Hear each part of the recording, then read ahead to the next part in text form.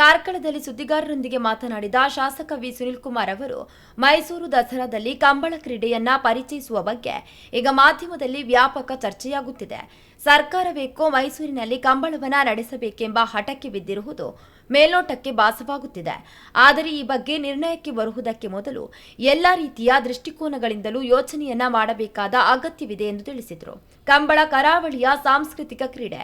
ಇದಕ್ಕೆ ಅದರದ್ದೇ ಆದ ಇತಿಹಾಸ ಹಾಗೂ ಸ್ಥಳೀಯ ಮೆರಗುಗಳಿವೆ. ಭಾಷೆ, ಸಂಸ್ಕೃತಿ, ಕಲೆ, ಆಚರಣೆಗಳು ಪ್ರದೇಶದಿಂದ ಪ್ರದೇಶಕ್ಕೆ ಬದಲಾಗುವುದು ಮಾತ್ರವಲ್ಲ, ಅದರ ಆಕರ್ಷಣೆ ಮತ್ತು ಮೆಚ್ಚುವಿಕೆಯಲ್ಲೂ ವ್ಯತ್ಯಾಸಕ್ಕೆ ಒಳಪಡುತ್ತದೆ. ಹೀಗಾಗಿ ಕರಾವಳಿಯ ಕ್ರೀಡೆಯನ್ನ ದಸರಾ ಉತ್ಸವದ ಕಾರಣಕ್ಕಾಗಿ ಮೈಸೂರಿಗೆ ರಫ್ತು ಮಾಡುವಾಗ ಅದರಿಂದಾಗುವ ಒಟ್ಟಾರೆ ಪರಿಣಾಮವನ್ನ ನಿಷ್ಕರ್ಷೆಗೆ ಒಳಪಡಿಸುವುದು ಅತ್ಯಗತ್ಯ.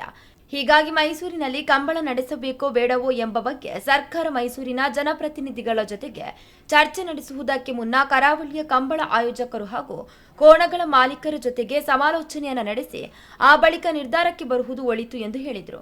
ಈಗಾಗಲೇ ಲಭಿಸಿರುವ ಮಾಹಿತಿ ದಸರಾದಲ್ಲೇ ನಡೆಯುವ ಕಂಬಳಕ್ಕೆ ಸುಮಾರು 8 ಕೋಟಿ ರೂಪಾಯಿ ಖರ್ಚು ಮಾಡುವುದಕ್ಕೆ ರಾಜ್ಯ ಸರ್ಕಾರ ಚಿಂತನೆಯನ್ನ ನಡೆಸಿದೆ. ಈ ಮಾಹಿತಿಯನ್ನು ಕೇಳಿ ನನಗೆ ಅಚ್ಚರಿಯಾಯಿತು. ಏಕೆಂದರೆ ಉಡುಪಿ ಹಾಗೂ ದಕ್ಷಿಣ ಕನ್ನಡ ಜಿಲ್ಲೆಗಳಲ್ಲಿ ನಡೆಯುವ ಕಂಬಳಗಳಿಗೆ ಈ ಸರ್ಕಾರ ಬಂದ ನಂತರ ತಲಾ 2.5 ಲಕ್ಷ ರೂಪಾಯಿ ನೀಡುವುದಕ್ಕೂ ಹಿಂದೆ ಮುಂದೆ ನೋಡಿದೆ. ನಾವು ಈ ಬಗ್ಗೆ ಪಕ್ಷಾತೀತವಾಗಿ ಸದನದಲ್ಲಿ ಮಾತನಾಡಿದ್ದೇವೆ.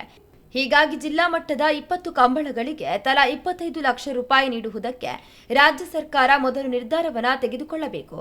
ಆಗ ಕಂಬಳಗಳ ವೈಭವ ಇನ್ನಷ್ಟು ಹೆಚ್ಚುತ್ತದೆ. ಕಂಬಳವನ್ನು ನೋಡುವುದಕ್ಕೆ ರಾಜ್ಯದ ನಾನಾ ಭಾಗಗಳಿಂದ ಜನರು ಬರುವಂತಾಗುವ ವಾತಾವರಣವನ್ನು ಸ್ಥಳೀಯ ಭಾಗಿದಾರಿಕೆಯಲ್ಲಿ ಸರ್ಕಾರ ನಿರ್ಮಾಣ ಮಾಡಬೇಕು.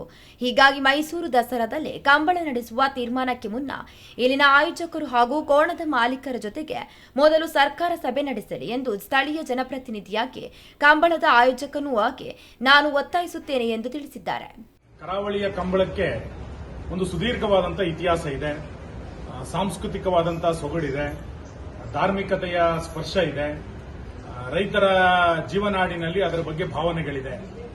ಇಂಥ ಕಂಬಳವನ್ನ ಬೇರೆ ಕಡೆಗೆ ತೆಗೆದುಕೊಂಡು ಹೋಗಬೇಕು ಅಂತಂದಾಗ ಆ ಭಾಗದ ಜನರು ಕೂಡ ಅದನ್ನು ಸಹರ್ಷದಿಂದ ಸ್ವೀಕರಿಸಿದಾಗ ಮತ್ತು ಎಲ್ಲರ ಒಪ್ಪಿಗೆಯನ್ನು ತೆಗೆದುಕೊಂಡು ಸ್ವೀಕರಿಸಿದಾಗ ವಿವಾದಗಳಿಲ್ಲದಾಗ ನಡೆದಾಗ ಅದಕ್ಕೆ ಕಂಬಳಕ್ಕೆ ಒಂದು ಗೌರವ ಬರುತ್ತದೆ.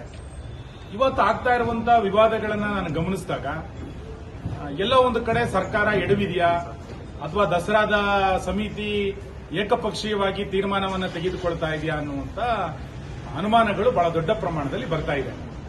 ನಾನು ಕೂಡ ಕಂಬಳವನ್ನ ನಡೆಸುವಂತ ಒಬ್ಬ ಆಯೋಜನಾ ಸಮಿತಿ ಅಧ್ಯಕ್ಷ. ಇಲ್ಲಿಯ ತನಕ ಸರ್ಕಾರ ಆಗಲಿ ಅಥವಾ ದಸರಾ ಸಮಿತಿ ಆಗಲಿ ದಕ್ಷಿಣ ಕನ್ನಡ ಉಡುಪಿ ಜಿಲ್ಲೆಯ ಯಾವುದೇ ಆಯೋಜಕರ ಜೊತೆಗೆ ಇದನ್ನು ಚರ್ಚೆ ಮಾಡಲಿಲ್ಲ. ಬಹಳ ಪ್ರಮುಖವಾಗಿ ಕೋಣದ ಮಾಲೀಕರ ಜೊತೆಗೆ ಚರ್ಚೆಯನ್ನ ಮಾಡಲಿಲ್ಲ. ಕಂಬಳವನ್ನ ಪ್ರೋತ್ಸಾಹಿಸುವಂತ ಅಭಿಮಾನಿಗಳ ಜೊತೆಗೆ ಇಲ್ಲಿಯ ತನಕವೂ ಕೂಡ ಚರ್ಚೆ ಆಗಲಿಲ್ಲ.